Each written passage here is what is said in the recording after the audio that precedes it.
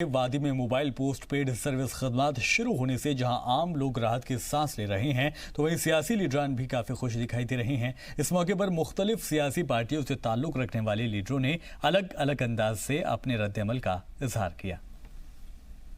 एक पहले ये एक शुरुआत है, हम इसे अभी ज़्यादा वो नहीं मानते। बीएसएनएल क्योंकि एक बैकबोन है जम्मू कश्मीर की, रीढ़ की हड्डी है, और जो एक अब एक मामलात बीएसएनएल मोबाइल कनेक्टिविटी के साथ बना हुआ है पूरे वर्ल्ड में, तो हम चाहते हैं कि इसके साथ साथ जैसे अभी फर्स्ट फेज में जैसे सेल्स को शुरू किया गया, वो आने वाले दिनों में नेट भी शुरू हो, ताकि ई बैंकिंग जो है आपके बच्चों के एग्ज़ाम्स का सवाल है, जो मामला जो कारोबार तुजारत है, यहाँ पर फ्रूट सनत है, टूरिज्म सनत है, वो भी काम करना शुरू करें। हम एक नया जिसे कहते हैं नया सवेरा देखना चाहते हैं और खुशहाल जगह देखना चाहते हैं, और जो तकलीफ़ें हैं वो लोगों की दूर हो। ये हमारी पहले से भी डिमांड थी और आगे भी हम इसके ऊपर पहल करते रहेंगे। देखिए, पहले लैंडलाइन्स यहाँ रेस्टोर की गई थी और आज मोबाइल फ़ोन जितने भी पोस्ट पेड मोबाइल्स हैं जिस कंपनी का, उसको आज चालू किया गया। ये एक खुशाइद कदम है, इसके लिए हमें गवर्नमेंट का शुक्रिया अदा करना। और साथ ही एक संदेश है, ये एक मैसेज है कि जिस तरह से जम्मू कश्मीर, या मैं खासकर कश्मीर की बात करूं, जिस तरह एक प्रोपेगेंडा किया जा रहा था कि यह हालात ख़राब है, इस बात की अक्कासी होती है कि जम्मू कश्मीर नॉर्मल है, और वो यूटी का सेल जो मिला उसमें लोग खुश हैं, वो यहाँ अमन चाहते हैं, तरक्की चाहते हैं। और ये उसका एक सीधा सा संदेश है कि फ़ोन क्लियर होना, कि आपको याद होगा पिछले 70 दिन में जम्मू कश्मीर की हिस्ट्री में पहली बार है कि एक भी किलिंग कहीं नहीं हुई है। इस बात की अक्कासी करता है कि हालात ठीक है, और हालात को देखते हुए आज गवर्नमेंट ने यह फैसला ले लिया। इसके लिए गवर्नमेंट ऑफ इंडिया और गवर्नर इंतजामिया को बहुत बहुत शुक्रिया। मैं अपनी केंद्र सरकार को मुबारकबाद देना चाहता हूँ कि उन्होंने आज तमाम कश्मीर का दिल जीता है और खुश किया है कि जो आज तमाम फ़ोन खुल गए जो पोस्ट पेड सिम्स हैं, इसके लिए मैं उनको बधाई देता हूँ। बहुत अच्छा स्टेप है, क्योंकि जो कम्युनिकेशन गैप थी आज इस ज़माने में थोड़ी सी वो प्रॉब्लम होती रहती थी, लेकिन मैं चाहता हूँ कि अब इंटरनेट भी खुल जाए ताकि जो भी हम स्टूडेंट्स हैं वो सफ़र ना करें। कम स्टेप है, क्योंकि इससे थोड़ी प्रॉब्लम हो रही थी यहाँ पर। जो हमारी सेंट्रल गवर्नमेंट पहले भी बोल रही थी, देखो जो काम करने के लिए कुछ टाइम लिमिटेशन होती है, क्योंकि एडमिनिस्ट्रेशन देखनी पड़ती है, सारा कुछ देखना पड़ता है, तो उस हिसाब से उस टाइम ये ज़रूरी था। तो आज सेंट्रल गवर्नमेंट ने चाहा और लोगों की जो ख्वाहिशें थी यहाँ पर, तो उसको फुलफ़िल किया है गवर्नमेंट ऑफ इंडिया। ये वेलकम स्टेप है। तो इसमें जो आपने कहा कि बच्चों के ऊपर, देखिए बच्चे स्कूल जाना, ये करना, तो आज ये वेलकम स्टेप बहुत अच्छा है। और इंटरनेट की जी भी प्रॉब्लम जो है इस वक्त चल रही है, वो JNK में पूरा चल रही है, वो भी आहिस्ता आहिस्ता खुल जाएगा। हर एक चीज़ का एक दायरा होता है, हर एक चीज़ का एक वक्त होता है, क्योंकि जो यहाँ पर नासूर फैलाया गया था PDP नेशनल कॉन्फ्रेंस कांग्रेस ने, आज उनको जवाब मिल गया खुद ब खुद। उनको हमें कहने की, भारतीय जनता पार्टी को कहने की ज़रूरत ही नहीं होती है, आज खुद वादी में मोबाइल पोस्ट पेड खदमात से गांदरबल में भी लोगों में खुशी दिखाई दे रही है। लोगों ने अपने चाहने वाले दोस्तों, अहबाब और रिश्तेदारों से रब्ता किया। इस मौके पर लोगों ने खुशी का इजहार करते हुए हुकूमत की सताइश की और दीगर पाबंदियों को भी खत्म करने की मांग की। पेरेंट्स के साथ जो बाहर पढ़ते हैं उनके साथ बात कर सकते हैं, दुनिया के साथ जुड़ सकते हैं, ये बहुत अच्छी बात है। लोगों में खुशी की लहर दौड़ गई आज 12 बजे जब ये मोबाइल नेटवर्क चालू हो गया, पोस्ट पेड सर्विसेज। तो उम्मीद करते हैं कि आइंदा चंद दिनों में प्रीपेड भी चालू हो जाएगा, क्योंकि बहुत सारे लोगों के पास प्रीपेड मोबाइल्स हैं। गवर्नमेंट को चाहिए कि प्रीपेड सर्विसेज, इस पर जो मेन पार्ट है, इस पर जो ज़्यादातर लोग डिपेंड करते हैं, इसको रेस्टोर किया जाए ताकि उनको तकलीफ न हो। वहीं आर्टिकल 370 हटने के बाद से जम्मू कश्मीर के हालात का जायजा लेने के लिए दौरे पर गए सूफी वफ्द के रुकन नसीरुद्दीन चिश्ती ने श्रीनगर में कहा कि वादी में हम कई मकामी लोगों से मिले और किसी ने इंसानी हुकूक के खिलाफ वर्जी की बात नहीं की है। बता दें कि वादी में ज़मीनी हालात का पता लगाने के लिए अजमेर शरीफ दरगाह के नसीरुद्दीन चिश्ती की सदारत में ऑल इंडिया सूफी सज्जादा नशी काउंसिल का वफ्द जतीन रोज़ा कश्मीर दौरे पर गया था। I repeat, fortunately, an integral part of India. The calm and serene atmosphere of this place is the telling story of the beautiful heart and mind of the people here. At the very outset, I would like to state that Jammu and Kashmir is an integral part of our motherland, India. Remember, if any part suffer, the pain is felt by entire motherland. under the sky, every problem has a solution. All grievances can be solved through dialogue and respect for each other, keeping in the mind the development and prosperity. I want to assure and promise you that the All India Sufi Sajjada Nashin Council will help you in every possible way for the true development and prosperity of Jammu and Kashmir within the framework of Constitution of India. My respected brothers and sisters, please don't let the biased spirit from across the border shatter the dream of development and prosperity Jammu and Kashmir. Don't let yourself fall prey to the cancerous disease of terrorism, which is being projected in the garb of jihad from across the border. We, the All India Sufi Sajjada Nashin Council, condemn this. The situation prevailing in Jammu and Kashmir has nothing to do with any religion. Islam is the synonym of peace. The false propaganda from across the border have created a war-like situation between development and prosperity on one side and inhumanity and suffering on another side. My respected brothers and sisters, the choice is yours. We are here to uplift you to the higher star of prosperity than any you have ever aspired to reach before. NSA Ajit Doval ने एक बार फिर दहशतगर्दी के खिलाफ लड़ाई पर जोर दिया है और बताया कि किस तरह से पाकिस्तान भारत के खिलाफ दहशतगर्दी को बढ़ावा दे रहा है। दिल्ली में एनआईए से जुड़े एक प्रोग्राम में अजीत डोवल ने कहा कि पाकिस्तान ने दहशतगर्दी को अपने सिस्टम का हिस्सा बना लिया है, जिसका इस्तेमाल वो भारत के खिलाफ कर रहा है। डोवल ने कहा कि हम दहशतगर्दों को खत्म करने में कामयाब हो रहे हैं, लेकिन अब हमारा अगला निशाना दहशतगर्दों के ख्यालात को खत्म करना है। Let me tell you one thing. That is, terrorism is not only one thing that you fight. There are many aspects of the terrorism. It's a gun running. There may be weapon, forging of weapons, the making of the weapons, and this thing. Then there are narco-terrorism. That they have got a connectivity with that. Money channels. They are the very important thing. Actually, one of the biggest pressure that has come on Pakistan today is because of the proceedings of the FATF against it. And FATF has created so much of a pressure on them that probably no other action could have taken.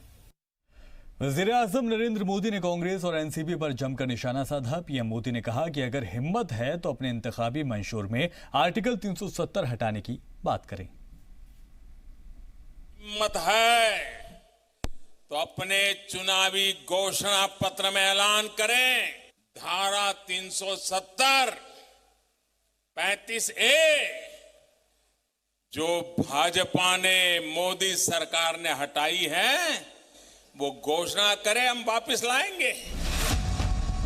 मुल्क की सबसे पुरानी party के chief ध्यान से सुने, वजीर आजम मोदी का ये चैलेंज आपको है।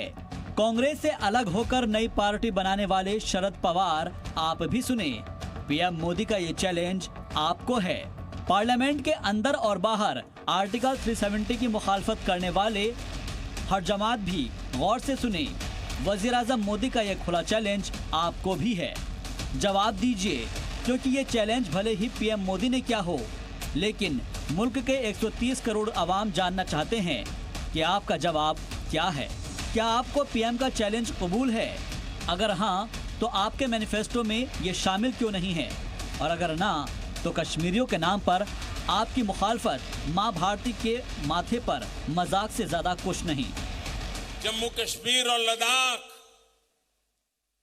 हमारे लिए सिर्फ एक जमीन का टुकड़ा भर नहीं है। जम्मू कश्मीर और लद्दाख भारत का मस्तक है, माँ भारती का शीश है। वजीर आजम मोदी का ये चैलेंज इसलिए भी अहम है क्योंकि जम्मू कश्मीर से आर्टिकल 370 को खत्म हुए आज 69 दिन पूरे हो गए हैं और दिन ब दिन मामूल पर होते हालात अब 99% तक पहुंच चुके हैं। इस दौरान ना तो कोई गोली चली और ना ही कोई तशद्दुद हुआ। All post-paid mobile phones, irrespective of the telecom service provider, will stand restored and be functional from 12 noon on Monday, the 14th of October 2019. This will cover all 10 districts of Kashmir province. Kashmir की यही बदलती हुई तस्वीर मुखालफिन के लिए परेशानी का सबब बनी है। अपोजिशन समझ गया है कि कश्मीर के आवाम उस हुब्बुल वतनी फैसले के साथ है जिसकी वो मुखालफत कर रहे हैं, और शायद यही वजह है कि अपोजिशन की जुबान पर भले ही 370 हटाने की मुखालफत का नाम हो, लेकिन उनके इंतखाबी मंशूर में इसका जिक्र तक नहीं। हमारे देश के कुछ राजनीतिक दल, कुछ राजनेता राष्ट्रहित में लिए गए इस निर्णय पर राजनीति करने में जुटे हैं। यहां महाराष्ट्र में भी आपके वोट लेने के लिए आपके बीच में चक्कर काट रहे हैं। वजीर आजम मोदी ने महाराष्ट्र के चुनावी मंच से सिर्फ 370 पर ही चैलेंज नहीं किया, बल्कि पाकिस्तान से लेकर पाकिस्तान के लिए हमदर्दी रखने वालों का भी सच आवाम के सामने रखा। वो आवाम जिसके हाथ में महाराष्ट्र के सत्ता की चाबी है। कभी कश्मीर की बात करेंगे, कभी ये 370 की बात करेंगे, कभी ये चांद की बात करेंगे, मगर जो असली मुद्दे हैं उनके बारे में इनके मुंह से एक शब्द नहीं निकला। महाराष्ट्र इंतखाबात में वजीर आजम मोदी के साथ वजीर दाखिला अमित शाह ने भी अपोजिशन को अपना दम दिखाया। 3 रैली के बाद अमित शाह ने पुणे में रोड शो करके बताया कि अपोजिशन के लिए लड़ाई कितनी मुश्किल है। कुल मिलाकर सियासत के सेमीफाइनल की लड़ाई फिर से हुब्बुल वतनी के इर्द गिर्द पहुंच गई है। कश्मीर से लेकर कन्याकुमारी तक और पाकिस्तान से लेकर चीन तक अब एक मुल्क और एक मुद्दे के दम पर हो रहे इस चुनावी जंग में अपोजिशन अपनी पुरानी ढपली और पुराना राग के सहारे बेसहारा नजर आ रहा है। ब्यूरो रिपोर्ट, जी मीडिया। हरियाणा कांग्रेस के इंचार्ज गुलाम नबी आज़ाद ने वज़ीर आज़म नरेंद्र मोदी पर सख्त तनकीद की है। जी मीडिया से खास बातचीत में उन्होंने वज़ीर आज़म से ये कह दिया कि वो बीजेपी कैंपेन कमेटी के चेयरमैन की तरह काम करते हैं, जहां एक इलेक्शन खत्म होता है तो दूसरे की तैयारी में जुट जाते हैं। इस मौके पर गुलाम नबी आज़ाद ने दफ़ा 370 के बारे में जब पूछा गया तो वो काफ़ी तल्ख नजर आए और उन्होंने कहा कि ये सरकार सिर्फ झूठ के सहारे है, झूठ के पुलिंदे से ये तमाम बातें करते हैं। आज़ाद ने कहा कि उनके तमाम दावों की मैंने पार्लियामेंट में पोल खोल दी थी। गुलाम नबी आज़ाद से खास बातचीत की हमारे नुमाइंदे आशिफ इकबाल ने। बोल रहे थे तो आपने कुछ चीज़ों को बहुत सेंट्रिक किया कि आपने कहा कि जो लोग यहाँ पे जो लोग हैं जो बीजेपी के साथ चले गए उन पर आपने सटायर किया। क्या आपको लगता है कि वो लोग मतलब आपके कैंडिडेट्स को चुनौती दे सकते हैं? चुनौती नहीं दे सकते, वोट जाया करते हैं। मैं नहीं चाहता हूँ कि वोट जाया हो जाए। खाली मैं मेवात की बात नहीं करता हूँ, मैं पूरे स्टेट की बात करता हूँ। यहाँ कोई हिंदू मुस्लिम का सवाल नहीं है। हर जाति और धर्म वाले ये इस वक्त देखना होगा कि भारतीय जनता पार्टी की सरकार जो है वो लोगों की उनकी कोई प्राथमिकता नहीं है, सिर्फ पार्टी है। 6 साल से हम देख रहे हैं पूरी केंद्रीय सरकार हो, माननीय प्रधानमंत्री हो, इलेक्शन मोड में ही रहते हैं। कभी काम का मोड है ही नहीं।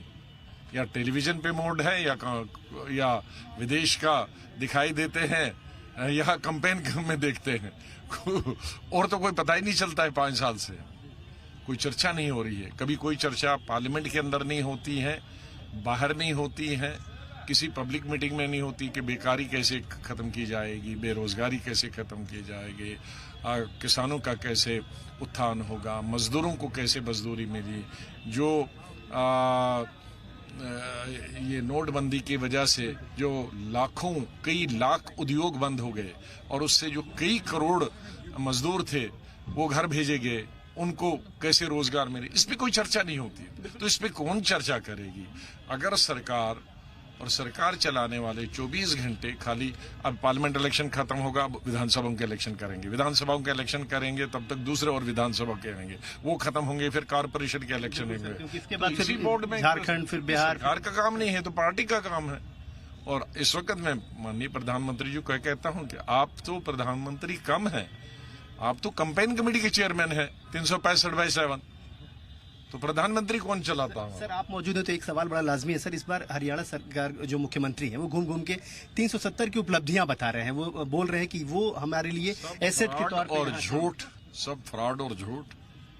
और मैंने माननीय होम मिनिस्टर ने सदन में बताया कि वहाँ पंचायती राज नहीं है, 1952 से पंचायती राज है, और कहा कि वहाँ शिक्षा जो है जो छठी क्लास से और 12वीं क्लास तक फ्री नहीं है।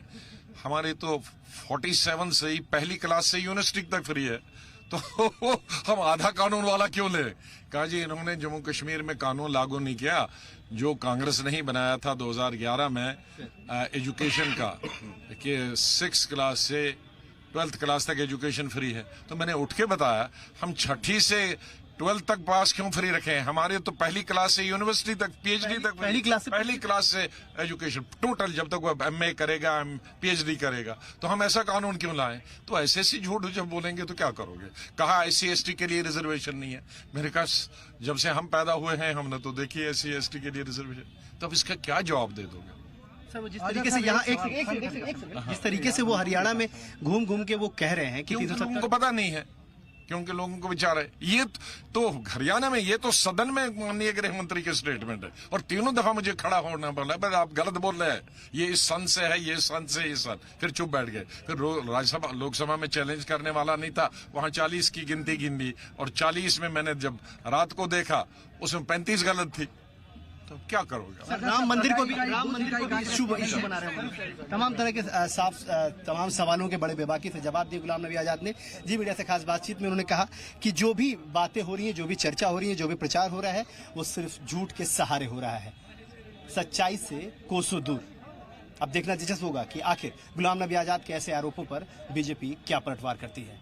कैमरा नाडी के साथ आशिफ इकबाल, जी मीडिया, नूह, हरियाणा। बीजेपी के सीनियर लीडर और साबिक नायब वजीर आला डॉक्टर निर्मल सिंह ने जम्मू कश्मीर से आर्टिकल 370 को हटाने के फैसले को सही ठहराते हुए कहा है कि इससे जहां तरक्की को रफ्तार मिलेगी तो वहीं जम्मू कश्मीर के लोगों को भी हिंदुस्तानी आइन के तहत हर तरह की स्कीमों का फायदा मिलेगा। उन्होंने एक प्रोग्राम के बाद जी मीडिया से बातचीत करते हुए निर्मल सिंह ने कहा कि रियासत के हालात के मद्देनजर इस आर्टिकल 370 को लागू किया गया था, लेकिन ऐसा नहीं हुआ बल्कि हालात खराब होते चले गए। उन्होंने कहा कि अब ये फैसला सही है और यूटी बनने के बाद रियासत में मजीद तरक्की के काम होंगे और लोगों को फायदा भी मिलेगा। उन्होंने कहा कि इससे जम्मू कश्मीर में चल रही प्रॉक्सी वॉर से लड़ने में भी मदद मिलेगी। देखिए, बहुत वेलकम स्टेप है ये, क्योंकि पिछले 70-72 साल से जिस प्रकार के जम्मू कश्मीर के हालात थे, उस वक्त की लीडरशिप ने ये सोचा था कि कोई ख़ास दर्जा दे के जम्मू कश्मीर का हालात सुधरेंगे, और जम्मू कश्मीर को जिसको एक ray of hope Mahatma Gandhi ने कहा था, वो रे ऑफ होप जो है एक बड़ी लाइट, बीम लाइट की तरह काम करेगी, लेकिन उल्ट हुआ। यहाँ अलगाववाद हुआ, यहाँ पर जो है उग्रवाद हुआ। 42,000 से ऊपर जो सरकारी आंकड़े हैं कि यहाँ लोग मारे गए, खून बहा, जिसमें आम साधारण लोग थे, जिसमें हमारे आर्मी के जवान थे, शहीद हुए, पुलिस के थे, सिक्योरिटी फोर्सेस के लोग हैं। और लगातार ये जो चैलेंज और जो एक इकोनॉमिक जो लॉस हुआ है वो अलग है। और पूरी दुनिया में जिस प्रकार का भारत के प्रति अगर कोई कहना चाहिए कोई एक स्पॉट है यहाँ पर जो हमेशा जिसकी चर्चा होती है और हमारे विरोधी उसको लेके जो है प्रचार करते हैं, वो जम्मू कश्मीर है। उसका जो स्थायी हल के लिए ये जो है 370 का टूटना, जो हम शुरू से कहते थे कि ये जो ब्रिज नहीं करे, ये वेज क्रिएट कर रहा है, और वेज क्रिएट किया। और हिस्ट्री ने इसको साबित किया है कि इसने जो है ये सारे जो जहाँ पर जो नेगेटिव चीज़ें हैं उसने की हैं, तो आज वो उस एक ठीक राह पर चले हैं। और जम्मू कश्मीर को भी वही फ़ायदे मिलेंगे जो हमारे हिमाचल को मिल रहे हैं, पंजाब को मिल रहे हैं, बाकी देश को मिल रहे हैं। जेडीयू के रियासती सदर GM शाहीन ने BDC इंतखाबात को लेकर श्रीनगर में मीडिया से बातचीत की। GM शाहीन ने कहा कि लोग BDC इंतखाबात को लेकर पुरजोश हैं और BDC इंतखाबात में बढ़ चढ़कर लोग हिस्सा भी लेंगे। साथ ही उन्होंने BDC इंतखाबात में कामयाबी की उम्मीद भी जाहिर की। हमारे जहाँ तक ब्लॉक डेवलपमेंट जो हमारे चेयरमैन उठे हैं, जहाँ तक उनका सवाल है, वो अपनी कोशिश है कि एक डेमोक्रेटिक सेटअप जल्द से जल्द हमने जैसे पहले भी कहा था कि ब्लॉक स्टार्ट हो जाए, उसके बाद डिस्ट्रिक्ट चेयरमैन की बात होती है, ताकि एक ग्राउंड लेवल पे डेवलपमेंट हो जम्मू कश्मीर के अंदर। और उसके साथ साथ आने वाले दिनों में असेंबली को भी जो है जैसे कि असेंबली इलेक्शन भी हो, ताकि एक डेमोक्रेटिक सेटअप बने, डेमोक्रेटिक माहौल बने, जिसके ऊपर पूरा देश कॉन्स्टिट्यूशन ऑफ द कंट्री भरोसा करता है। और ये हमारी कोशिश होगी, हमारी अपील भी यही होगी कि ये इलेक्शन पीसफुली गुजरे और उसके बाद असेंबली इलेक्शन भी जल्द हो।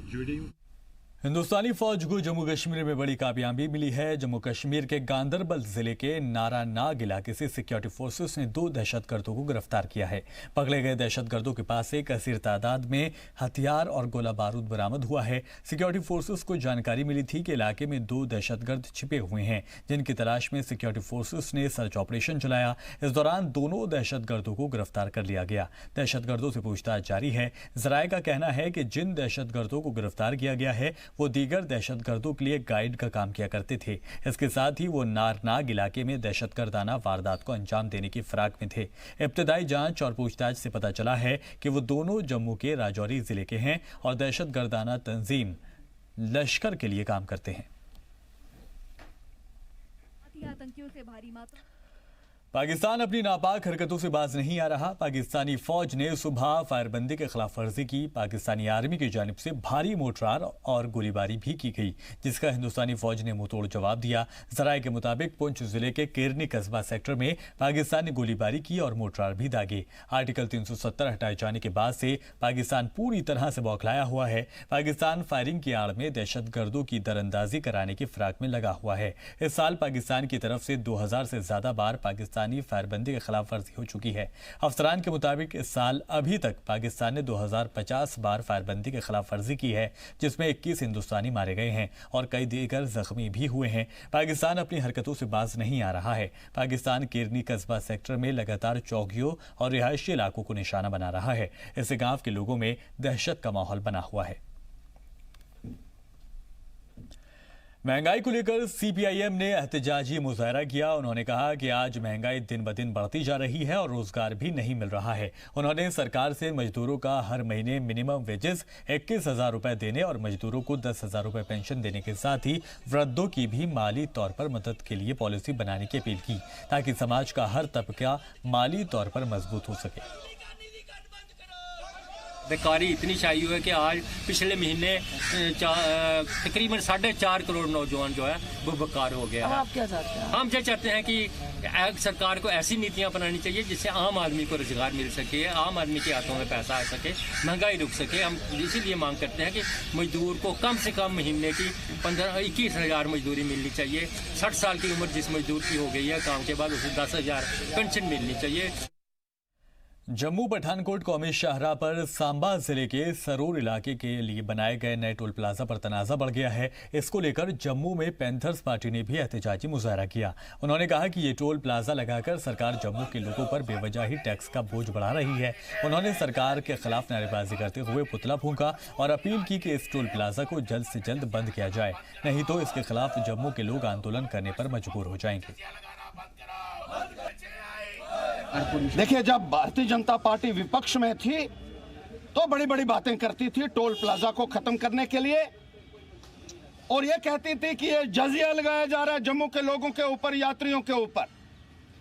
आज वही भारतीय जनता पार्टी की सरकार केसरी जाजिया लगा रही है जम्मू के ऊपर और यहाँ के श्रद्धालुओं के ऊपर, जिसके लिए उन्हें जवाब देना होगा यहाँ के आवाम को। कश्मीर में आप लगातार ऐलानात करते जा रहे हैं, स्कूल्स के ऐलानात कर रहे हैं, नए कॉलेज बनाने के ऐलानात कर रहे हैं, प्रोफेशनल कॉलेजेस बनाने के, स्किल डेवलपमेंट सेंटर बनाने के, सोशो इकोनॉमिक प्रोजेक्ट्स बनाने के, और जम्मू के लोगों को तरक्की के नाम पर आप टोल प्लाजास दे रहे हैं। हम इसको बर्दाश्त करने के लिए हरगिज तैयार नहीं है। तो फिलहाल के लिए कश्मीर एक्सप्रेस में इतना ही। आप बने रहिए जी सलाम के साथ।